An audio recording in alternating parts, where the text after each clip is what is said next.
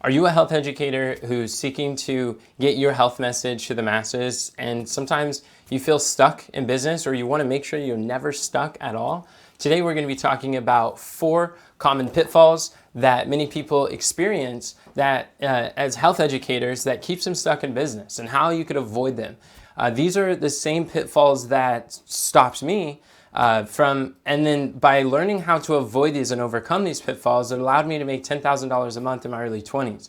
By having these breakthroughs that I'm about to gift you with today, these are the things that helped our company to be able to grow to $500,000 in profit as a health educator. So I coach a lot of naturopathic doctors, holistic health professionals, and health coaches, wellness speakers, and authors. And a lot of times what I see, what many people are struggling with is not only the marketing side, but it's a lot of these pitfalls that holds them back from actually making the progress they desire to see. So today I'm going to uncover what are these 4 major pitfalls. And if you could avoid these pitfalls, it's going to save you from a world of headache, pain, and suffering and loss. So let's dive in. Today, the first pitfalls that I see that many health educators make is focusing on lack. And what I mean by that especially is a lack of progress. When I love starting our coaching programs with weekly wins, like how did you win this last week since we got back together? What progress have you made? Maybe it was a consultation call. Maybe it was progress on signature speech. Maybe it was something that you made an offer, you raised your prices. Maybe it was something that you started to take action towards your goal that you haven't done before. Whatever the case is, I know that this last week, Ray Janae signed up her 3rd client at $3,000, and she's really excited because the week before, her win was she got a speaking engagement, and her church invited her to go share for 30 minutes about what she does. And so she's like, so what do I do? Just cut off the portion of my signature speech that talks about the offer and just teach the content portion in 30 minutes? I was like, exactly. We tweaked her signature speech a little bit to fit, because your signature speech is very much like a slinky. You can stretch it to be 90 minutes or 30 minutes or 13 minutes, depending on how much time you have.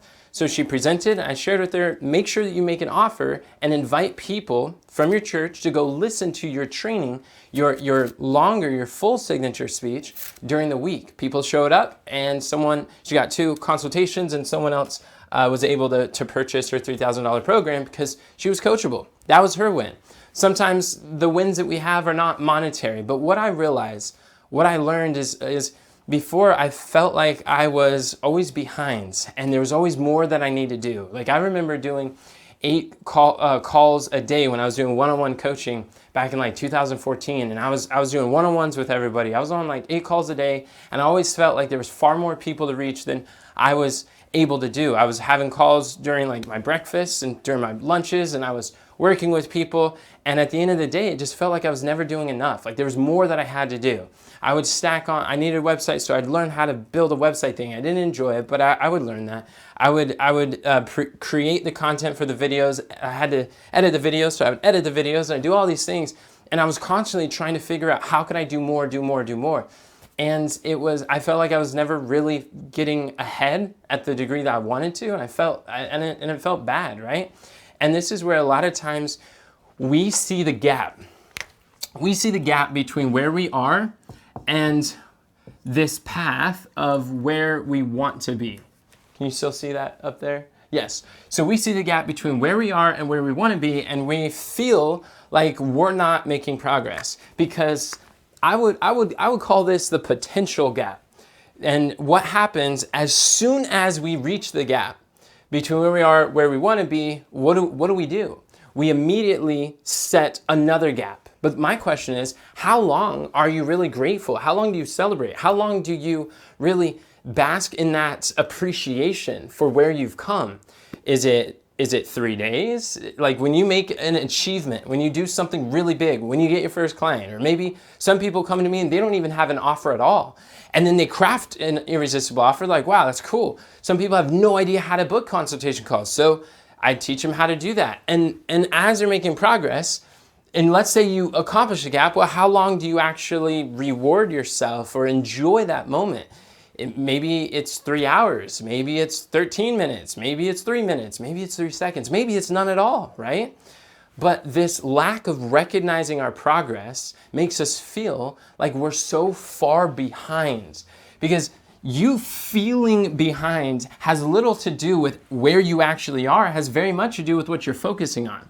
When you focus on where you are, where you want to be, and then when you close that gap, we create another goal. We're always, as human beings, God has put in us the desire, like Genesis 1:28 talks about how God has put in us a desire to accumulate wealth, and that was planted there by our Heavenly Father for noble ends. He has this goal, this desire to have dominion, to conquer, to subdue, to expand. That was the first command given to man. So we always have this goal to be more, do more, have more, and learn more. But what I find that a lot of times we feel stuck. Stuck is a feeling, and these feelings follow our focus. When we're focusing on how I'm not making progress, I'm not doing enough, and I'm stuck, or I'm not where I want to be, these are the types of things, or that I'm failing, these things perpetuate this feeling of inadequacy, this feeling of lack of progress. And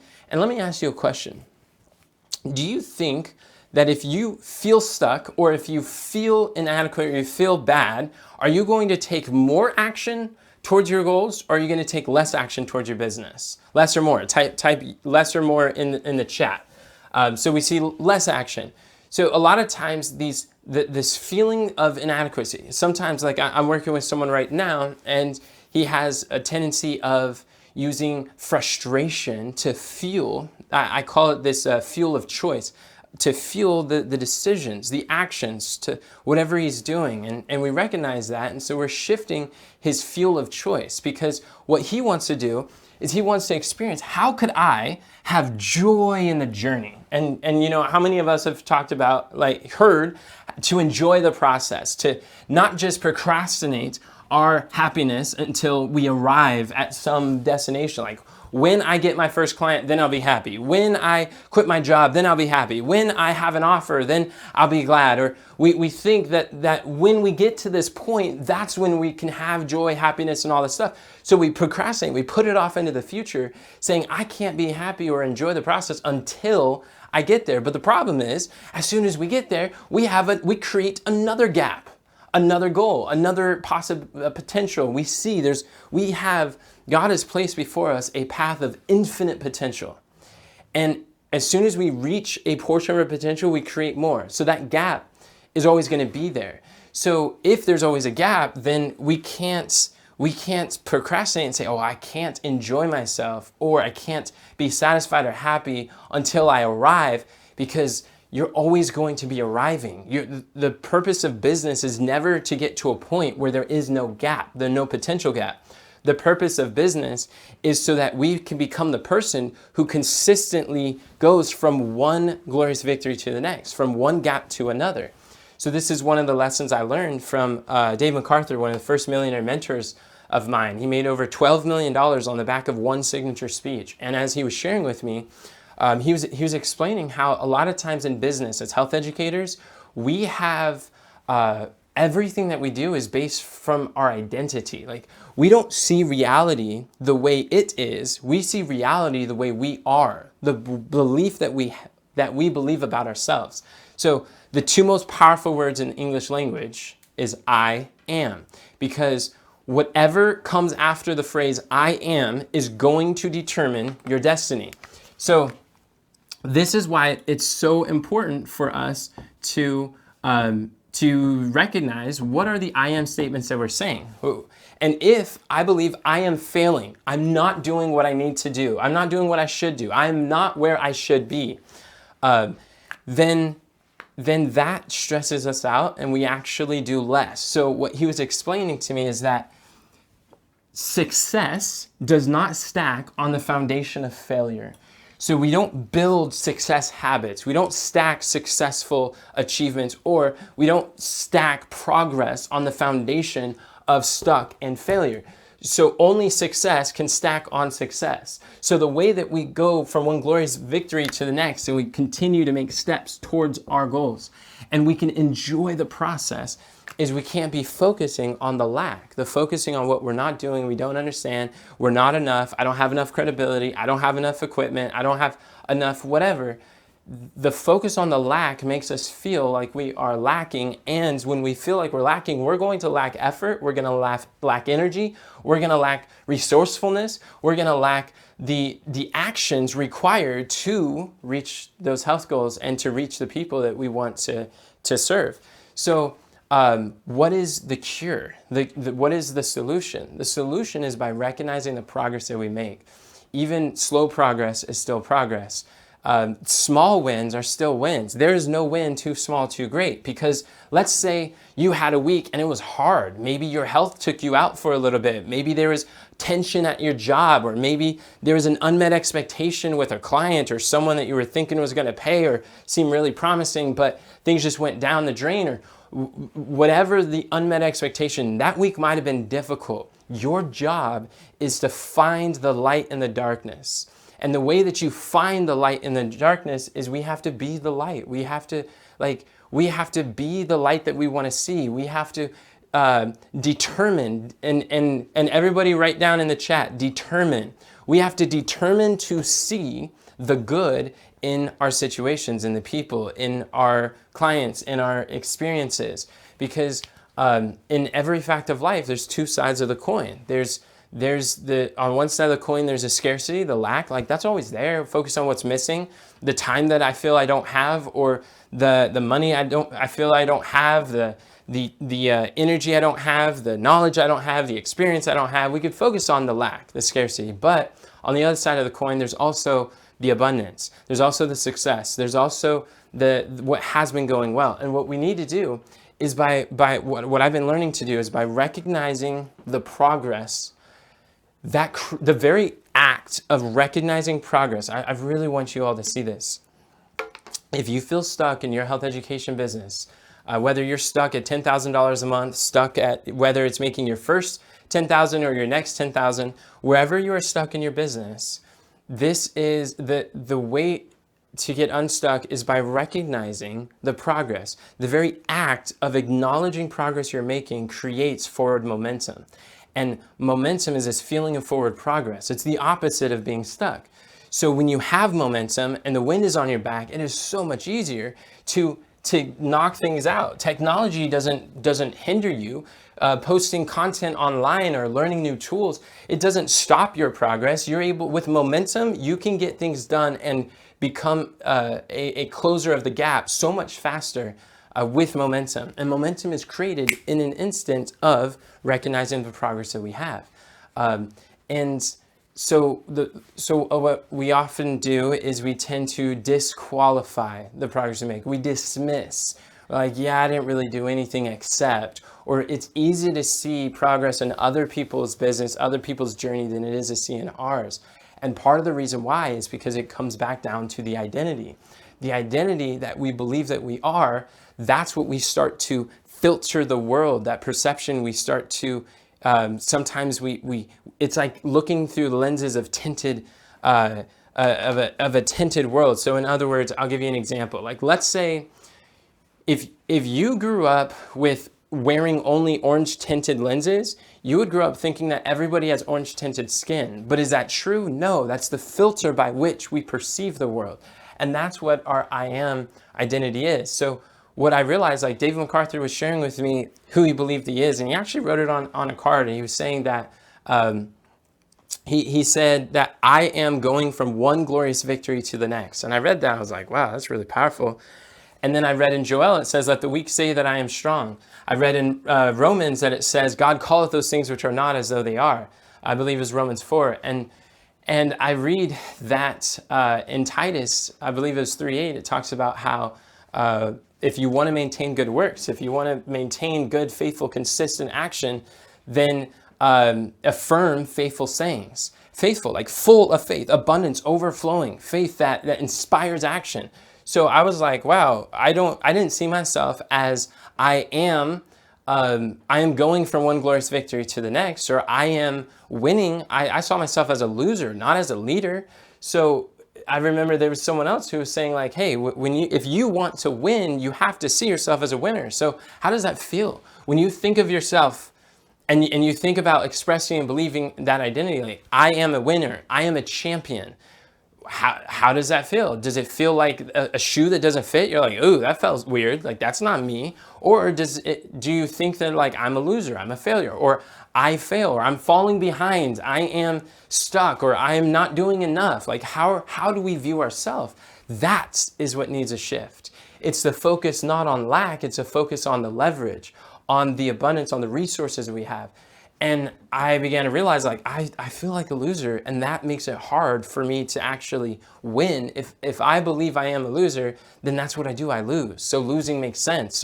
So when I'm fiddling with technology and I'm trying to get this new website going, or I'm trying to launch an offer, then I just lost those 3 hours rather than invested those 3 hours into my future, into buying my time back because I'm automating my communication or sales or process. So it shifts. But we can turn all of our losses into lessons when we learn from them. We can turn defeats into victories. Then I read in Romans 8:37, the scripture says that it was Romans 8:37, very powerful verse.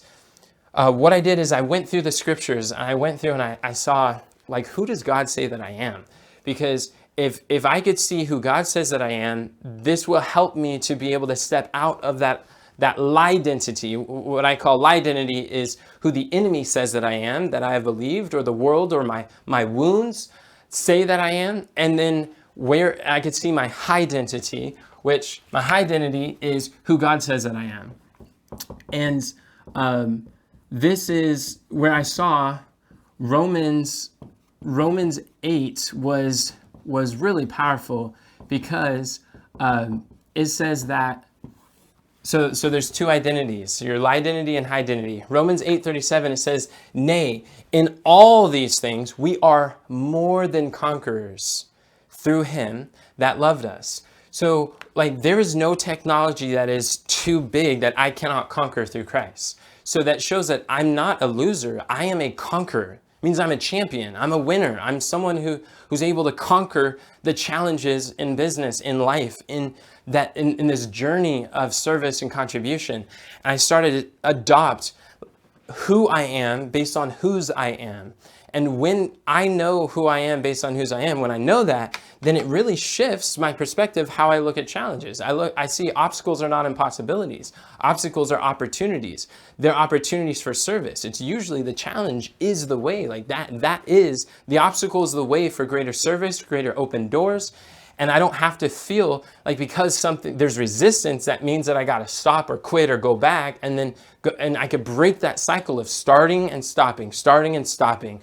But when I identify as I am making progress, I finish what I start. That identity is how we start recognizing the progress. Is this making sense? If this is making sense, type make sense in the chat if some things are connecting with you. So the first thing is recognizing that progress. I was talking to another leader, and we were talking about this concept of, like, I am not where I should be. I am not as far as I'd like to be. Or it's like, how could I say that I'm making progress when I'm not? I don't feel like I'm making progress.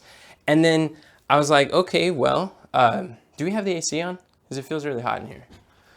So the how am I making progress when I'm not? And then the feeling that I should be further than where I am. And I was saying, well, why don't you change the language to say, like, I am further than where I started? And the question is, like, well, what if I'm not further when I started? The answer is a change of starting point. Because maybe you're thinking your starting point was last week. Maybe it was last month. Maybe you're thinking, like, hey, I'm not as far as where I started, but if you change the starting point, it's all really a point of reference. Like, progress is compared to what? But everyone, if you go further back in your journey of, there was a time you didn't know anything about health. There was a time that you weren't even thinking about monetizing your knowledge. Maybe there was a time that you didn't, like, whatever you have now, it's like we tend to take for granted whatever we become familiar with. And our job is to learn to appreciate the progress that we've had. And if you look at really when you started, however far back it requires, seeing that progress can help us to have the momentum to take on new challenges. And so many people are afraid that if they start to appreciate the progress, then they're not going to have the fuel or the drive to go to get more, to accomplish more. So they got to beat themselves up and be frustrated with their situation, frustrated with themselves, or flustered or disappointed. And they think that emotion is a fuel that will drive them to more action. But I'll tell you, that emotion is a fuel that will drive you to despair, drive you to stuck, and drive you to staying where you are, where you take a few steps forward, like 2 steps forward and 4 steps back. And that's where there's this constant, like 1 step forward, 2 steps back kind of experience where we feel bad through the process, and there's no joy in that journey. So what we want to learn to do is learn to appreciate where we've been and let it. I believe that appreciation is one of the healthiest of human emotions. And when we can appreciate our experience, our knowledge, our challenges, what we had experienced, if we could appreciate even the small wins, there's a law of appreciation that states what you appreciate will appreciate in value. So if we appreciate progress, we'll see it more. What you focus on grows, what you focus on changes you, what you focus on you feel.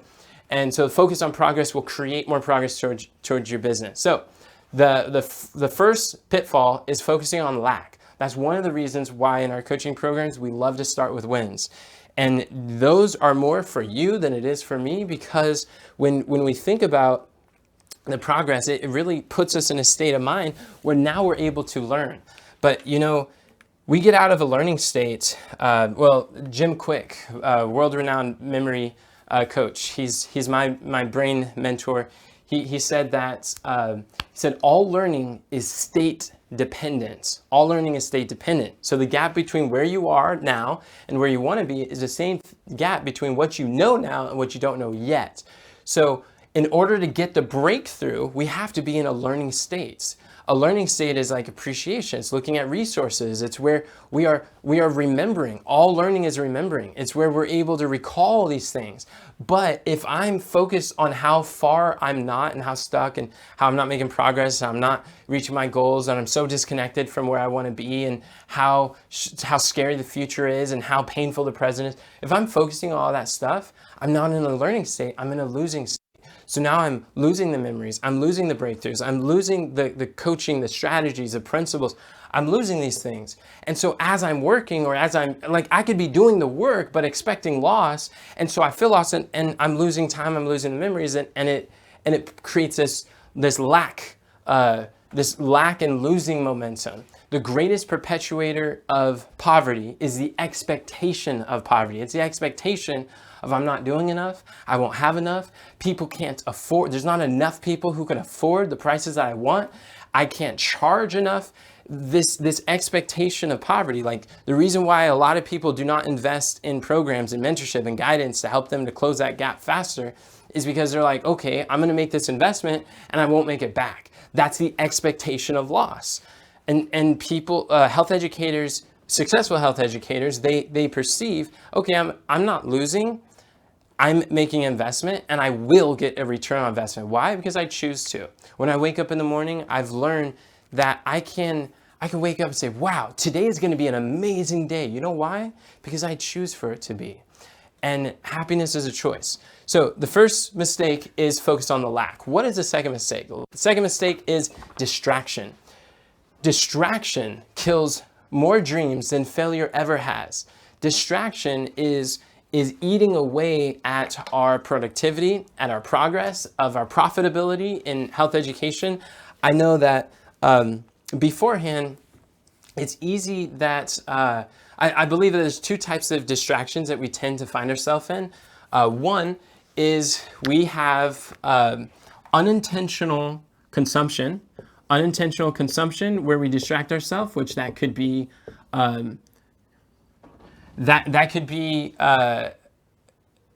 learning. It could be learning. It could be videos. It could be YouTube. It could be podcasts. It could be profitable education, but it's not specific to, hey, I'm crafting a signature speech. That's what I want to learn right now.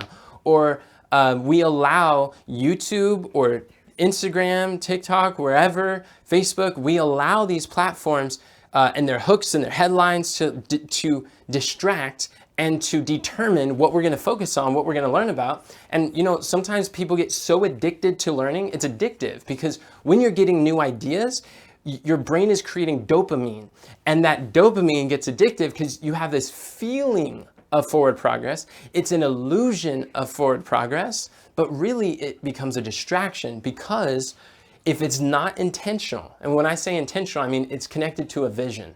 That what is your vision? You want to get your health message crafted into an irresistible offer. Then you want to create content around that offer to the right audiences who can actually buy.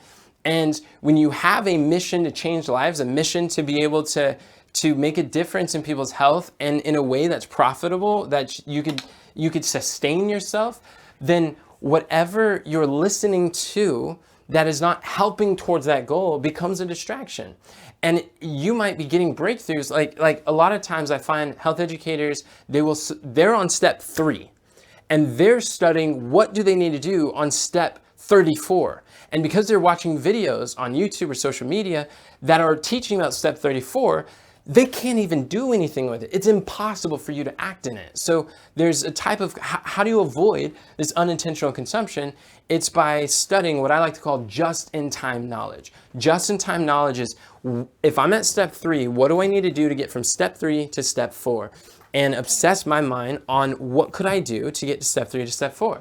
And by focusing on that, I could take action. I could really transform my finances, transform my health, my business. I could transform my messages, and really for the better. Because let's face it, information alone doesn't create transformation.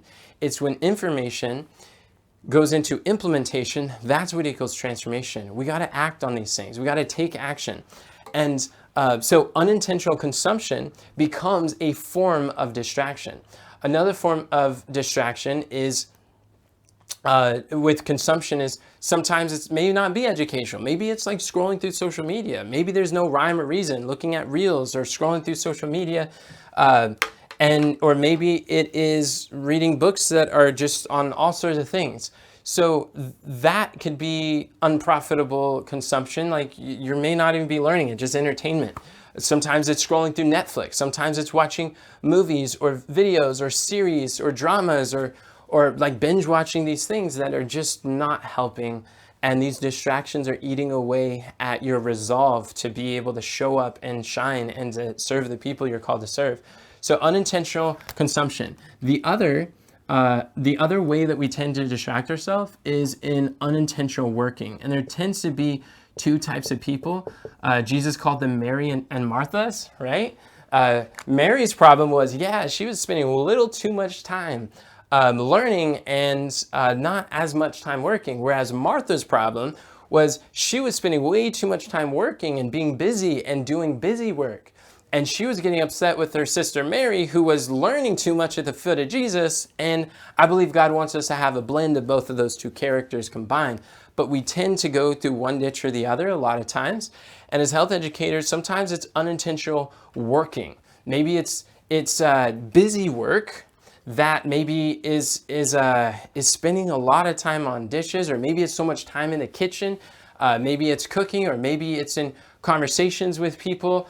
And it could be good work. It could be good things that could either be delegated or could be batched together, or they don't have to be done right now, or maybe they're not as higher leverage. Or I'm not saying don't do any practical things. What I'm saying is there are ways that we are able to like batch our meals instead of thinking like spending 30 minutes, what am I going to prepare? What do I make today? Or having to run to the grocery store to grab some more foods. Sometimes you can outsource that. You can find people who can help, or maybe you can create a meal plan. Maybe you can batch prepare some meals. There's different ways that you can improve your time and decrease how much time it takes. Or sometimes there are some things that may be good of themselves that you could say no, because by saying no now, it frees you up to be able to do higher leverage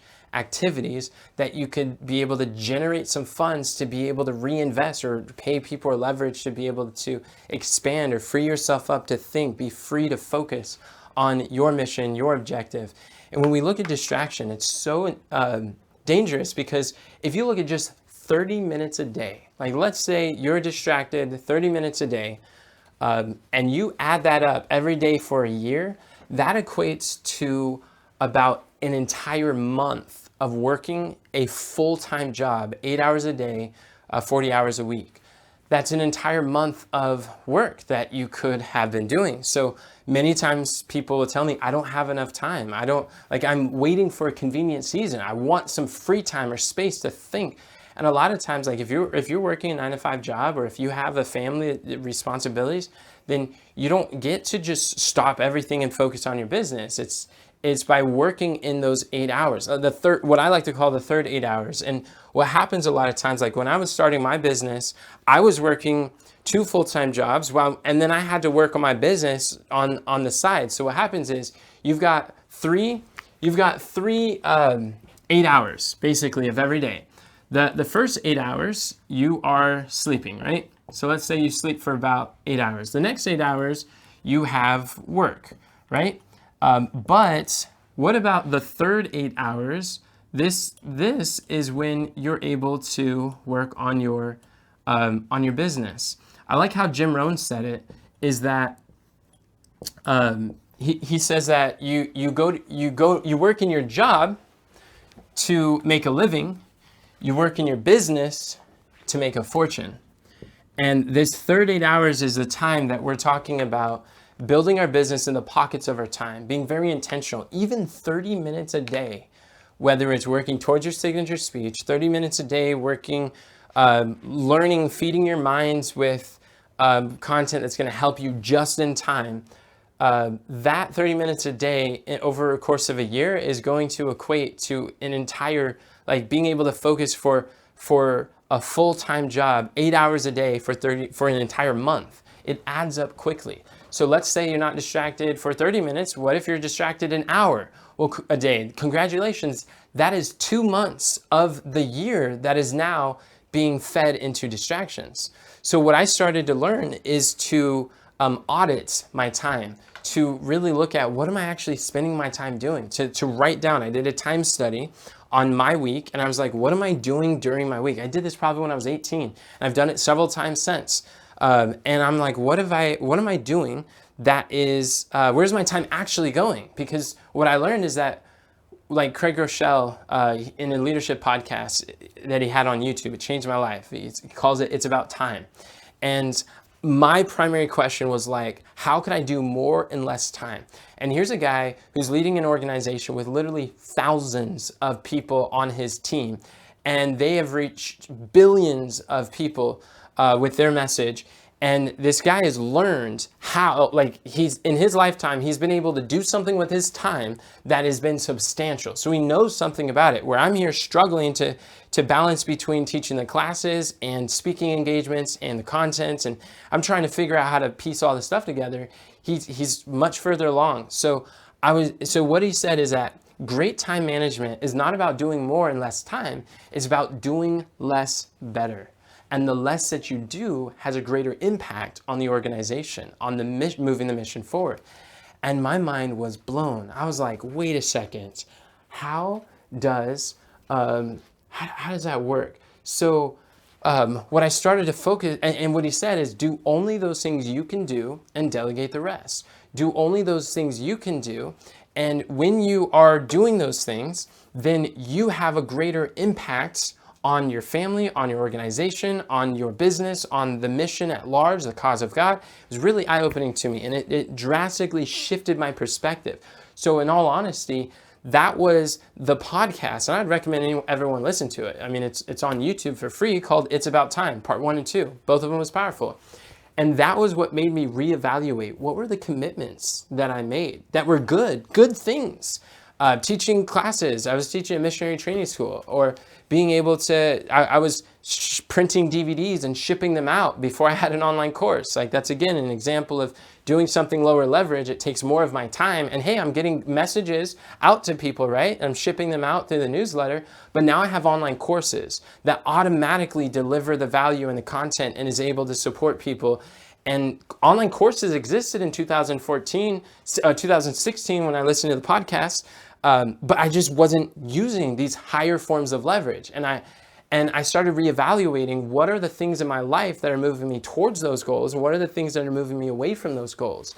And who are the voices that are pressuring me or putting pressure and expectations that also is pushing me away from the direction that God has been continually confirming. I was getting confirmation after confirmation after confirmation. God wants me to create content, to be able to share with people in this online business, and where a lot of the stuff that I was doing was in person. Some of it was door to door, some of it was a lot lower forms of leverage, and it was taking far more resources of time, money, energy, manpower with very little minimal like return on those resources. And I was like, if I just put a fraction of this effort into leveraging the internet with the digital marketing stuff that I've known since I was 12, I know that I could do far more in being in impact and income and influence with less effort. And I'm just like, but I wasn't doing it. I was allowing these commitments, and I was saying yes to a lot of these little things that seem good of themselves. But I learned how to start saying no, and then start shaving off those responsibilities. Stop piling on more, because I was constantly thinking, how could I do more in less time? That's a recipe that led me being overworked, overwhelmed, and underpaid. And so by being able to subtract myself out of these things, a lot of times people are trying to add their way to success. I learned from Jason Fladlin. He's done over $500,000, not $500 billion with a B, so over $500 million through his signature speech system, and by speaking to audiences and having these multi-million-dollar webinars. And one thing that he shared is that he says, what I have learned is not to try to add to success. By adding more to my plate, that usually is a recipe for me being distracted, and it dissolves my effort. But I found that the way for me to succeed is to subtract my way to success. So anytime that I'm before I add something new to my plate, I like to ask, what are 3 things that I could subtract that will allow me to pursue this just-in-time activity or mission or objective? And that was a breakthrough for me, because I have been doing the opposite. And no wonder I've been struggling, overworked, overwhelmed, feeling like I'm never doing enough and I'm falling behind, because the answer isn't through subtraction, not addition.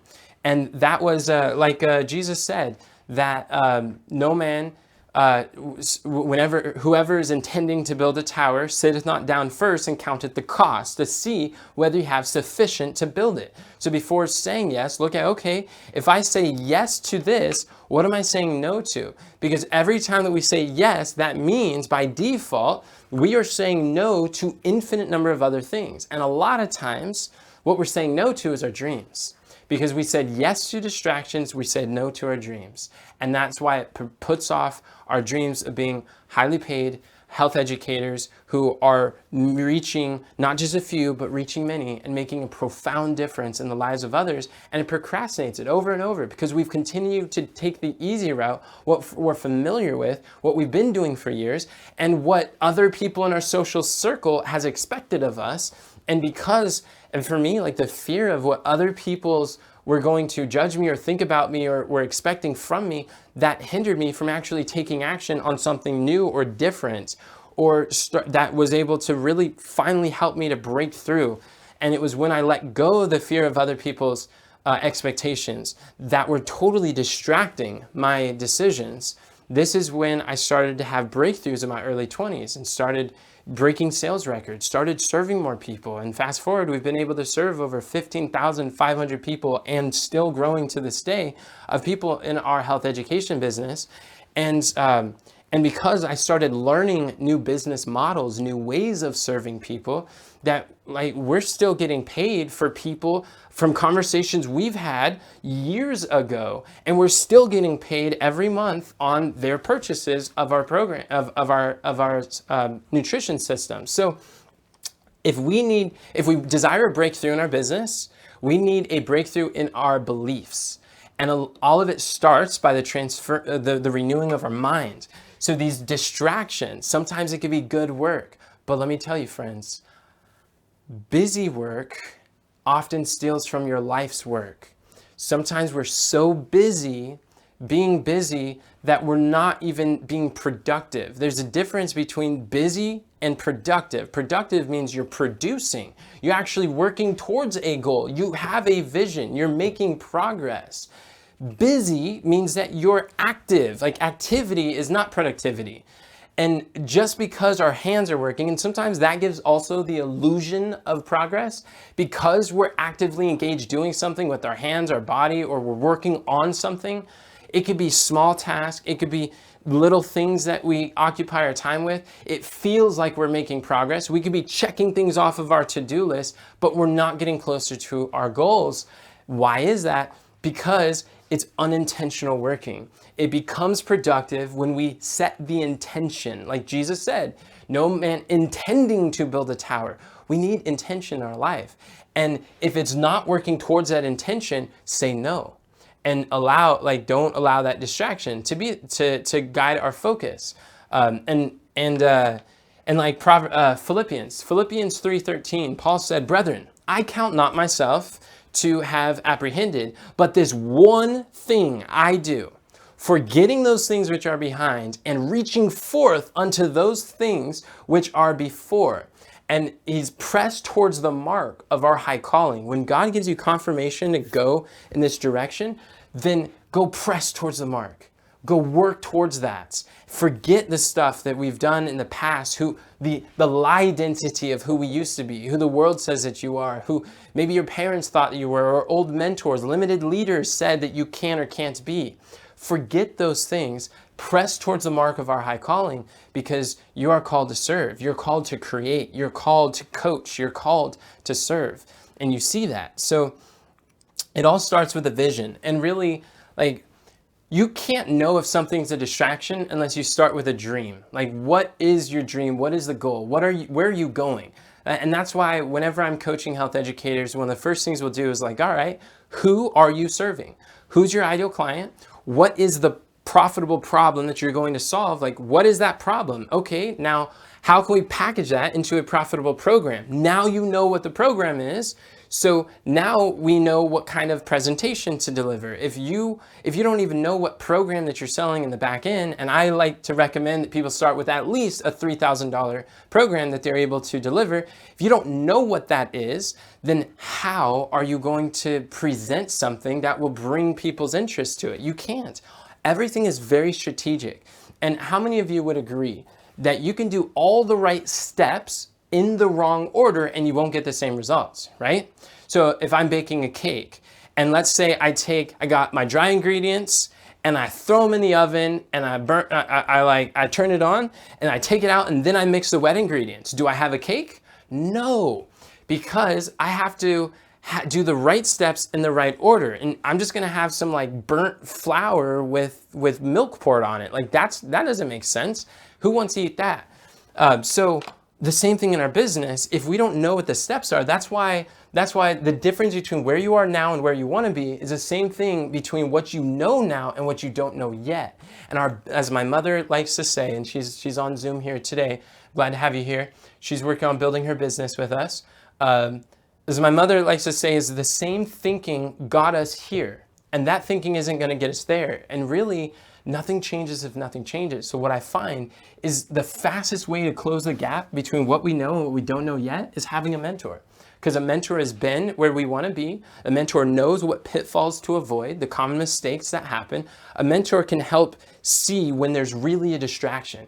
We might be pouring time, energy, effort in something that is good, but it's not going to help you to reach your goal. A mentor is able to help remind you of hey, remember where we're going. And it's why are you working over here? How is that helping you?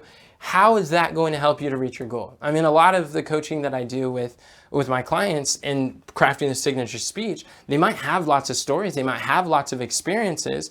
In fact, I was just on a podcast. I got interviewed on a podcast yesterday, and I was talking about how powerful a signature speech is and how you want to intentionally, see that word? Craft stories that overcome buying objections that would prevent people from saying yes to your back-end offer, right? And then she was sharing, she's like, you know what? I would like some help with that because when I speak, I can inspire people. They love it. They get engaged. They're informed. They enjoy it. But it's not really leading to calls. It's not leading to clients that people are actually paying. I want to serve people. She saw she's called to coach and called to serve, but she's not sure how to connect that dot. And so she's joining my challenge. That every month I do a challenge, and we're going to dig into her message. And the thing is, like, we can be doing the right thing. Telling stories is a good idea, right? But if we're not telling the right kind of stories, it's not going to have that effect to create clients. And so a lot of what I do when I'm coaching people is I'm saying, okay, the story's powerful, but what buying objection does that story overcome that would prevent people from saying yes to your offer? And they're saying, I have no idea. Okay, let's take that out and let's replace it with this story that does directly overcome a concern that would cause people to say no to working with you in the future. And they're like, oh, I got it. That's the power of being able to see things that you don't necessarily see. So, distraction. Distraction is a second common pitfall that many health educators make that prevents them from making progress. If you want to see real progress, let's keep going. The third pitfall that we face is procrastination. Procrastination is the assassination of your destination. You are destined for a higher calling, as we read in Philippians. You have a mark to press towards. It's reaching people with your health knowledge, making a difference in their lives, and presenting. I love, as entrepreneurs, we get to present heavenly solutions to earthly problems. Like, that is so cool. These health problems, God has answers in His Word, in the science that He's put together. He knows we are fearfully, wonderfully made, and He's given us solutions to earthly problems, which, like, how many of you love what you do? Like, the ability to be able to share that. Type love in the chat below. You just absolutely love that you're able to present these heavenly solutions to earthly problems as health educators, right? So, procrastination holds us back from being able to really do that service and calling that we do. And procrastination means different things to different people. What do I mean by that? It's the things that delay our decisions taking steps towards that. Procrastination sometimes is very close to perfectionism. See, a lot of people are like, well, I'm a perfectionist. I need to have the content perfect. I need to know exactly what to do, and I need to be able to see the entire flight of stairs before I take the first step. Or I don't want to create content because I want to make sure that it's just right. The lighting is just right. The sound is just right. The camera, the video is just right. The background is just right. I want to make sure everything is perfect before I publish anything. And when people are saying I'm a perfectionist, you're not really a perfectionist, you're a procrastinator. Because if you were truly a perfectionist, the very perfecting is a process. You don't start from nothing at the very foundation of a goal and start perfect in the beginning. Perfection is progress. It's by publishing what you have now. That's how you perfect your message, perfect your craft, perfect your offer. You don't start with a perfect offer. You start with a irresistible offer, with a good idea, an educated, informed, through research, a data-driven offer. But it's only when you start making offers, having conversation with your ideal clients, and seeing what do they buy, what are they interested in, what do they actually want. That's how you perfect your offer, perfect your message. But you don't start off perfect. Like Jesus said, it was so helpful for me. I was terrified to speak in front of others because, like, you know, some people are like, Enoch, not everyone's as naturally gifted at speaking as you are. And I'm like, are you kidding me? I had a severe stuttering problem when I was a child.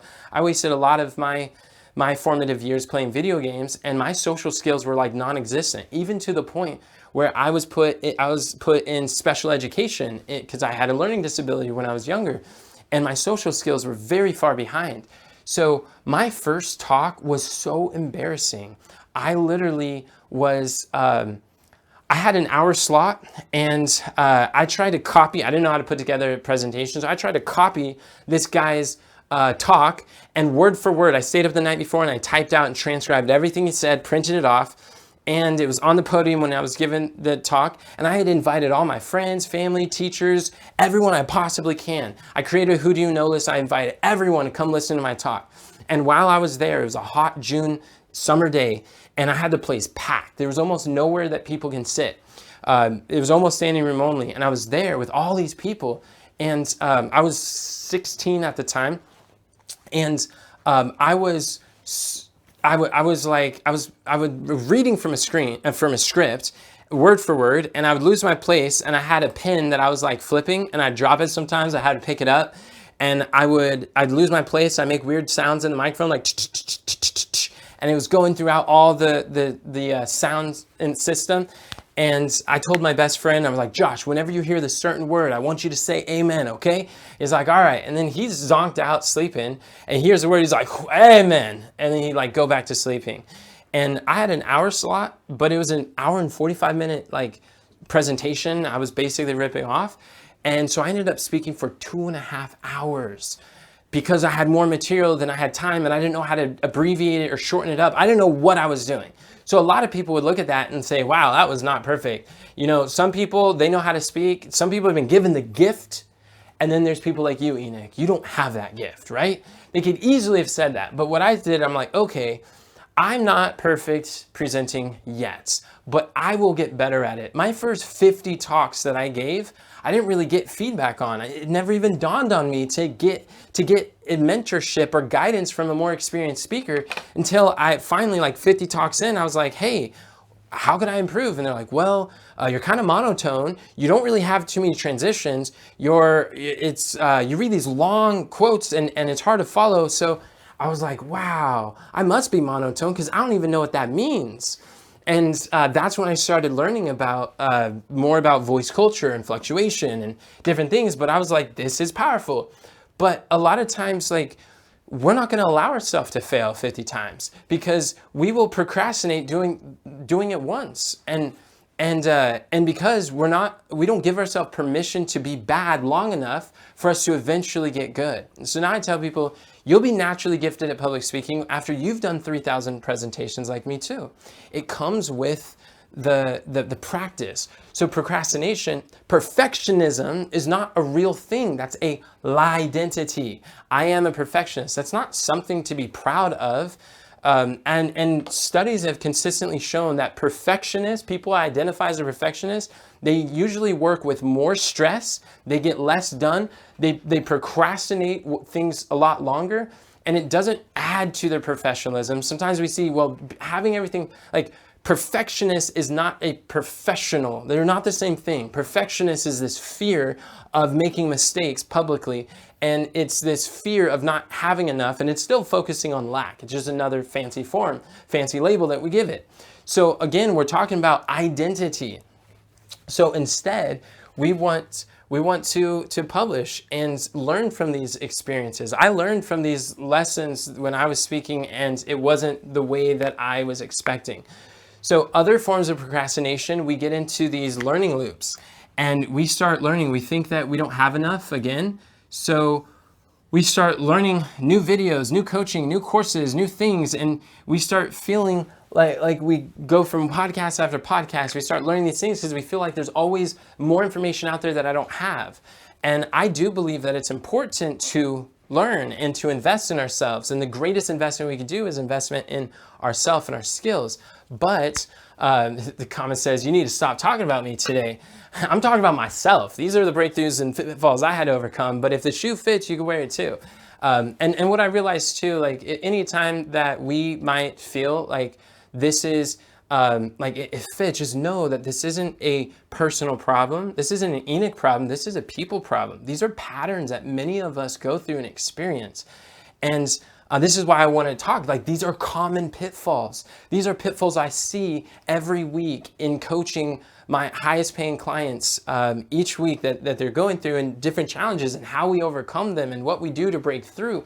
Like, I remember Dr. Kendra Lee, she was not publishing content, and she was teaching. She had no problem sharing. She had a PhD. She had a naturopathic doctor. She had 2 PhDs. But she wasn't publishing content. She was afraid, what if I say the wrong thing? What if people judge me? What if it's not right? And I helped to coach her through and process these thoughts, and then she was finally able to break free and create consistent content. And as she started creating content, that has brought her $3,000 coaching clients again and again and again on autopilot. There are leads showing up in her inbox that they want to work with her. They're literally, some of them are knocking on her door saying, I want to pay you at the highest price that you have so that I could work with you. And it's not just one-on-one coaching, it's a group coaching program, and it's pre-recorded. So for her program, she already recorded it, and people are still paying her $3,000 to be a part of her program that's now automated. She's able to live her life and enjoy what she does with her family, her grandkids, while her clients are getting served at the highest levels. And because she learned from the mistakes that I made for the last 12 years of being in this industry, and she's learning about what leverage, what to focus on, how to eliminate the distraction. And we address the procrastination. So now she's able to create content. And she had someone join her program. It's like, you've given so much of this content for free. I clearly know you know what you're talking about. You have valuable insights. And I'm ready to work with you because you've just sown so much into us. And you know what's amazing about that? Those aren't conversations that my client had one-on-one with each of those people. It's content that has been existing out in the world. But because she faced her fear of procrastination or perfectionism, and she started to publish, and I just did an interview with her, and it's going to be releasing soon. And that's one of the things she said is like, there's a lot of times that you've challenged my tendency of perfectionism, but I'm so grateful because every time you've told me to move forward, to take action even when it was uncomfortable, to take the next step even when I couldn't see all the way down, the whole flight of stairs, when I took action, I have gotten powerful response from my audience. My bank account has increased, and she showed that she doesn't regret it. And she's so grateful for that, those outside eyes to be able to challenge her in that experience. So what we often do is we go through these learning loops. Another form of procrastination is equipment. We think we need to buy more. We need to buy more cameras, more microphones, more studios. Maybe we need the perfect environment. We need a different background. And we get so distracted with equipment. That's just another fancy, purchasing is another word for procrastination. Like you are able to create good enough, powerful enough content to build trust and rapport with people with your phone. Like if you would have, like we read in Exodus how God talked to Moses and said, tell me what's in your hands. And he says, and it was a staff, right? And that's what God was going to use to lead the children of Israel out. And many of us, if God were to ask us, what's in your hands? We would pull up our phone. We said, well, we have a phone. When I didn't have content, when I didn't have fancy equipment, I used my phone. When I didn't want to edit videos or didn't have video editors to help, I used my phone and I published. And that publishing found people from my community who wanted to participate and be a part of something bigger. And then I started to build a team. Now I've been blessed with having our team to be able to assist with these things. But this is, it's another form of procrastination, trying to buy things. And it gives an illusion of progress. Because when you purchase, it again creates dopamine and it gets us excited. We feel like we're making progress, but having all the fancy equipment doesn't mean that we have more clients or that we've gotten a return on those investments. I like to start with what you have and start going through the system. It's by following the right system, the path that is going to help you to have a profitable program. It's not all the gears and gadgets that is going to make the big difference. So procrastination is a pitfall to avoid. What about the last one? The last one is comparison. Comparison is huge because, first of all, 2 Corinthians 10:12, the scripture says, for we dare not make ourselves of the number or compare ourselves with some that commend themselves, but they, measuring themselves by themselves and comparing themselves among themselves, are not wise. So the scripture shows us like this comparison, it's really, a lot of times we see what other people are making progress, other people are doing, and we see their wins, and we get discouraged. We see these big names, maybe like Barbara O'Neill, and we see that she's reaching thousands. We're like, well, why can't I do that? Or we see people who have these profitable programs who are selling a similar program or solving a similar problem, but here you're having a hard time getting sales or interest or traction. It's not because the problem isn't profitable. It's not because the people aren't willing to pay. It's not because the program isn't right. There's some skills involved. There's systems behind the scenes. It's not just what you see online. So many people are trying to go to YouTube University to find out everything they need to do about their business. Even Regine, who's signed up her third client just this week, before joining our program, she was trying to talk to ChatGPT, like, how can I create a signature speech on my own? And she was just like, what can I do to get the signature speech together? And she's like, this is not working. Like she's equipped with AI, but it still wasn't grasping it. So she's like, all right, I'm going to join the accelerator program. She joined the accelerator program. We crafted her signature speech. She's been using it for interviews, for church speaking engagements, her live videos. She's been able to sell more courses, craft her coaching program, and so much more. She's like, there's no way I could have figured this stuff out on my own. So glad that I invested to piece these things together. But sometimes we compare ourselves to other people's journey and we get discouraged by it. And I will share with you how you can use them not as a source of discouragement, but as a source of encouragement. Because have you ever wondered how two people can join a coaching program? One comes in, they have smashing success, they do great, they get more clients, get more results, and the others, it seems like they're reading from the same books, they're attending the same coaching calls, they're on the same Zooms, they're on the same events, and then these people are struggling and they feel like they're stuck. They're not really getting the progress they'd like to see. Why is it? And I'll tell you, people who are succeeding are not trying to succeed any harder than people who are failing are trying to fail. Both success and failure are automatic. People who succeed do so automatically. People who fail do so automatically. A lot of it has to do with how we view we are. If I see that I am stuck, then guess what? I will be more stuck. But if I see that I'm successful, I'm succeeding, I'm making progress, I'm excited about the journey, then I will take more action. But if I'm discouraged in the journey and I'm frustrated with myself and I'm going through self-pity, I don't take the action and I struggle. A lot of it comes down to our beliefs of who we believe that we are. And this comparison is huge. The story that we tell ourselves when we hear a story of an example or other people's wins, this is what I learned to do. I joined Myron's Inner Circle. I paid $55,000 to be in the room of people who are having 6-figure days, 7-figure days, who are literally making $100,000 in a day. And one of the things that Myron was sharing, there's a question in the chat, how do we change that? I'm telling you right now. Myron shared with all of us something that we need to have this winning mentality is when we hear success stories. I shared with you experience. I can share with you story after story of clients that we've helped who've been able to break through in their health education business and my own journey and experience. But when you hear these stories, it is vitally important, the story we tell ourselves when we hear them. One, when struggling health educators will hear these success stories and say, oh yeah, she could do it because she's beautiful. Oh, she could do it because she's been here years. Or she could do it because and then they'll make some distance or difference. And they're like, oh, but they're different than me. I have a different situation, different experience. I've got a different gender. I've got a different ethnicity. I've got a different social network. I've got something different. And so we will disqualify their experience from us and say, well, that's why I can't. We'll use their experience as evidence of why I can't. It's the most wild thing that our brain does. We generalize, delete, and distort, which I can't go into all that detail, but we will distort facts just to support the identity we have. So instead, what we want to do is when we hear these stories, see them as examples of what's possible. Like Myron put it, he's like, if Bubba can do it, I can do it.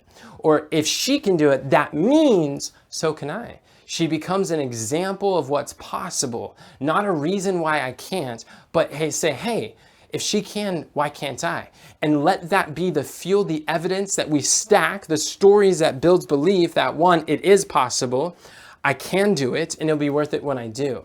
And that's the type of story that we have. Other times we go into these coaching programs and then these events or these videos, and we hear these experiences, and we feel like, oh, I don't know if I'm gonna do it, or we're so timid and afraid to make an investment in ourselves and our business. We're like, well, what if I do this and I fail? What if I put so much effort into it and it doesn't get the results that I want?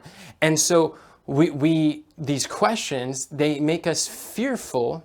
And so stop asking, what if I do all this work and it fails? Start asking, change your question, how awesome will it be when this works? How life transforming will it be when I apply these principles and get a return on investment?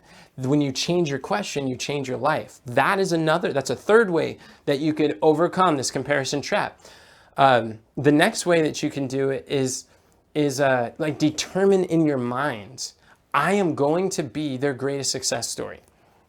When I join a program and I see these stories, I'm like, oh, okay, cool. Well, if that's what's possible, I'm going to determine to be their greatest success story. And what I find, this is really powerful. If you can do this, it's actually one of the best things that I've done, is become a person who gives raging, excited testimonials. Like, share your wins with people and share testimonies. When you pay a mentor, when you pay a coach, give them amazing success stories and focus on what you've done, what you've been able to do. When I win or get a breakthrough with a software, a program, or an app, or a coaching program, I will go and I'll record videos and I'll say, hey, I just want to do a shout out to this person, this coaching program, this software. I was able to accomplish these things, and already I've applied the principles, and it's been amazing for me, and I'll share with them. And then they'll be able to take that and share that with more people, and it expands my reach, but it helps them. And I find that, like, when Jesus healed the 10 lepers, how many of them came back to actually say thank you to their little savior? Like, leprosy is something that gets you away from all society in this struggle. There's 9 out of 10 people are going to be ungrateful lepers who will not come back and say thank you. If you want raging testimonials, if you want people raving testimonials who are so excited, who are giving you solid reviews, become a person who gives raving reviews. And as you testify of how your mentors are doing amazing things for you, your people will start sharing how you're doing amazing things for them. And so what I'm saying with this is, determine when you join a program, don't think, oh, I'm gonna struggle, it's gonna be hard, I'm gonna put in all this effort, it won't work. Tell yourself the story, I'm going to be their greatest success story.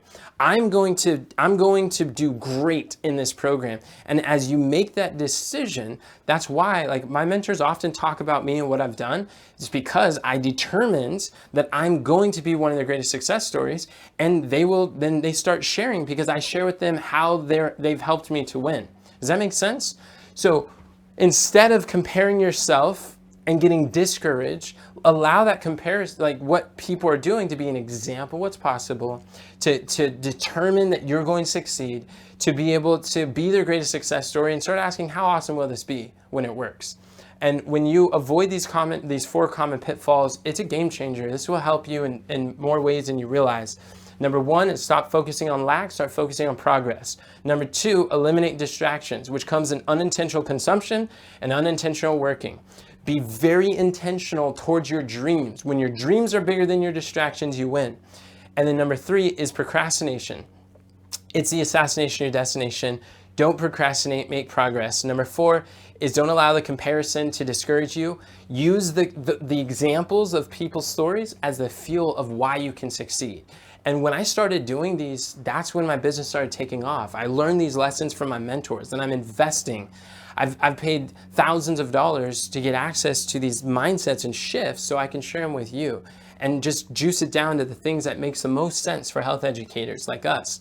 So if you like this and you want to go deeper, if you want to ask more questions, then what I would encourage everyone to do is to grab a copy, join me for an upcoming challenge I'm doing, highincomehealthexpert.com. On there, you're going to be able to join me. There are 4 sessions. We could do VIP coaching where you can ask me anything about your business. We could dig deeper into your questions, your concerns, how you can craft a signature speech, irresistible offer, create profitable programs as a health educator. And every month I do it. You can join. It's just $49 for the VIP upgrade, and it's free if you don't get the VIP. You can join for free, and then on the next page there's an option to upgrade. But this is really how a lot of these stories of people whose lives have been really impacted, they started with a challenge. And if you'd like to package your knowledge in a way that could change people's lives, then definitely join us at our High Income Health Expert Challenge, and I'd love to see you there. But until next time, remember, friends, that God doesn't call the qualified, He qualifies the called. Have a great day, friends, and God bless.